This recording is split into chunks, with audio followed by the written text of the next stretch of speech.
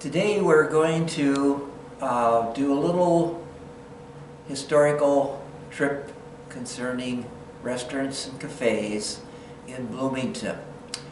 Now we'll be going back quite a ways there to sort of the beginning of the 1900s, just to list a few places. We won't be mentioning everything, so if you feel that we left out something important, please let us know later on. It's hard to find details on the location of everything exactly, because in Bloomington, well, you know where everything is over the years, so you didn't worry about an exact street address or number. In fact, some of that didn't even get done until more recent times anyway.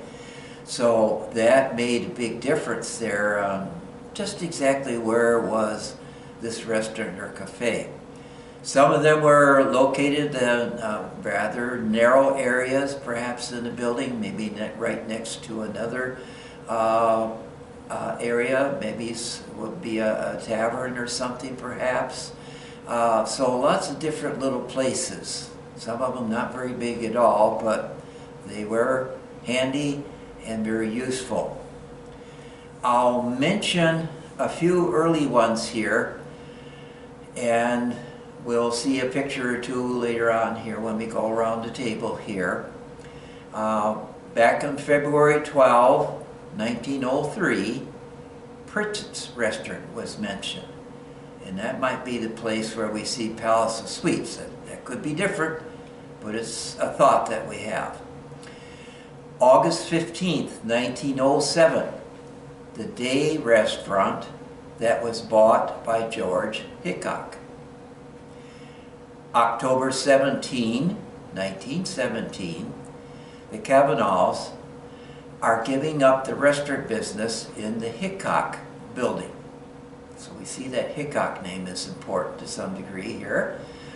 1920, Agnes Hope is mentioned, and the Oakleaf Restaurant. October 5th, 1921, Sprague's Cafe. The place on the corner. Now when you get mentioning the corner, are we always talking the same corner? We're not quite sure about that. March 29, 1922, Almond's Cafe. February 2nd, 1938, Joe's Cafe. January 29, 1941, and we'll get to see a little yearbook ad for this place, Cherrier's Cafe. And July 25th, 1945, Eddie's Cafe, Jack Edwards, sold to Ray Geister or Geister, not quite sure on the pronunciation there of the name. Now we'll be mentioning some information that was originally written down by Marion Felder, and this appeared in the Bloomington's bicentennial story in the Grant County 1977 history. And then we'll be getting a few excerpts also from Then and Now, written by Frank Reese in 1956. So we have to remember when these things were done here. We're talking about back in the 1970s, late 70s, and also in talking about 1956. So sometimes things really changed quite a bit from that period of time.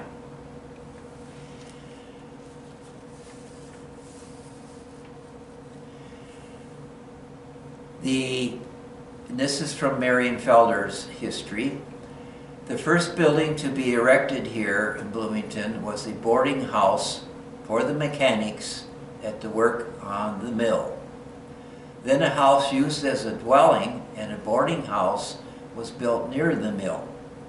This was called the Mill House, and what remained of it after a fire is now Fischler's Cafe. Now this is talking 1977, so things have changed a lot since then. And we'll be updating on that part. At the end of the street, Canal Street, is Fischler's Cafe, which was remodeled after a fire but the original building was the mill house that was told about early in this story. Next to the cafe was a meat processing plant, and now the cafe building now used by the meat processing plant, Bloomington Meats. Now some of the other excerpts here come from Then and Now, written by Frank Reese in 1956, which appeared in the Bloomington Record newspaper.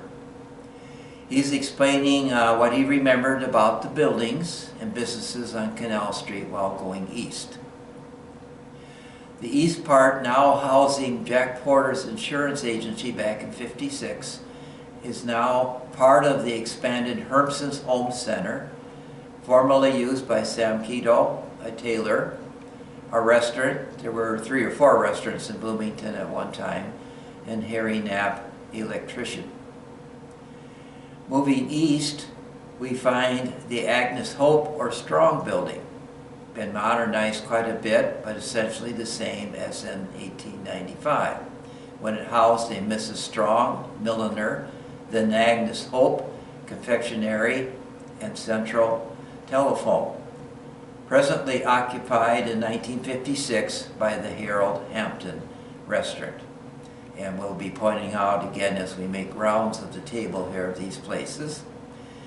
The October 25th, 1950 Bloomington Record newspaper reported that Mr. and Mrs. Harold Hampton purchased the Corner Cafe. Here comes that corner again. The cafe or restaurant has had different names over the years. The S.A. Hope restaurant is mentioned in the July 30, 1903 Bloomington Record.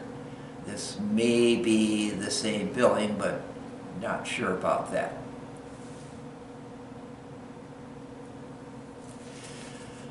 Okay, I think at this time here we'll make some rounds, and then I'll mention a few more comments on some of the later restaurants and cafes and what we have here in most recent times. We'll be going around here starting with, this is our oldest 1936 yearbook, and here we see Carrier's Cafe, regular dinners, purity ice cream.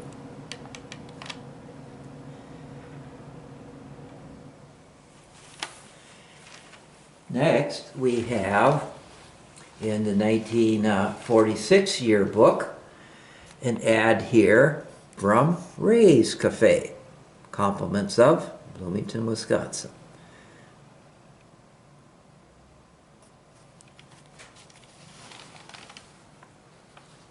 Moving along here,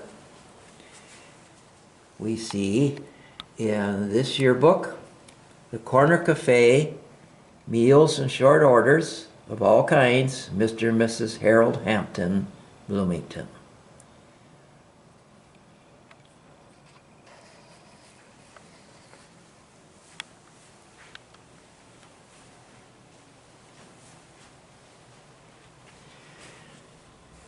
Now here, this will look familiar because you'll see again when we see a picture of Fischler's Cafe, but at this time, Moore's Cafe.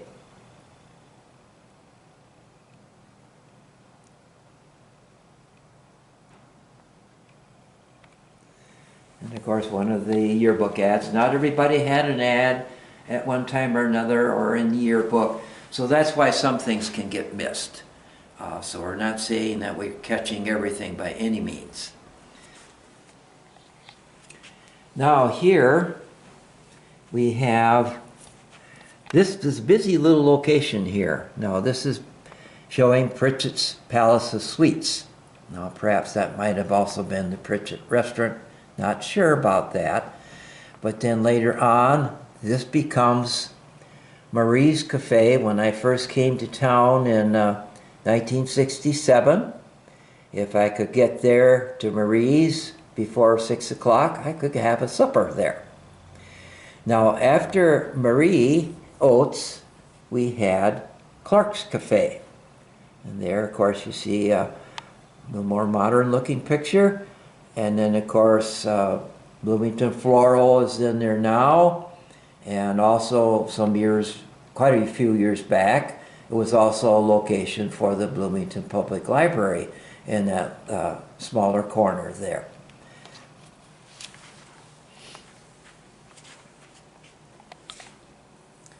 Now here we have a picture.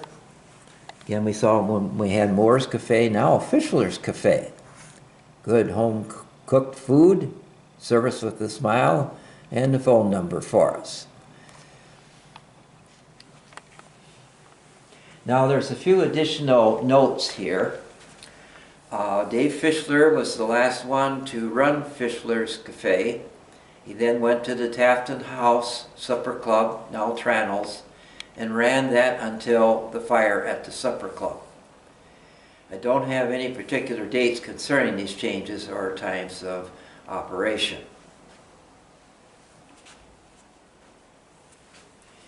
Now over here, very nice big ad, Gold Dust Cafe. Good food, friendly service, great atmosphere. George and Diane Fort.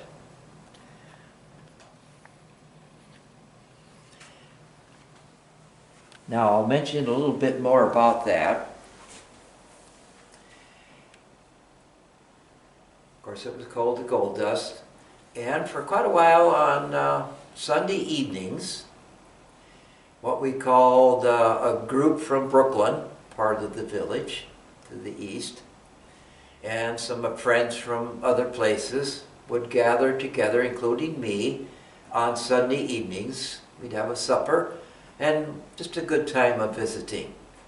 Now, many of those people are now gone, unfortunately, but you know, as the years go by, and we still have a few left there that still have good memories of those gatherings at that time there at the Gold Dust.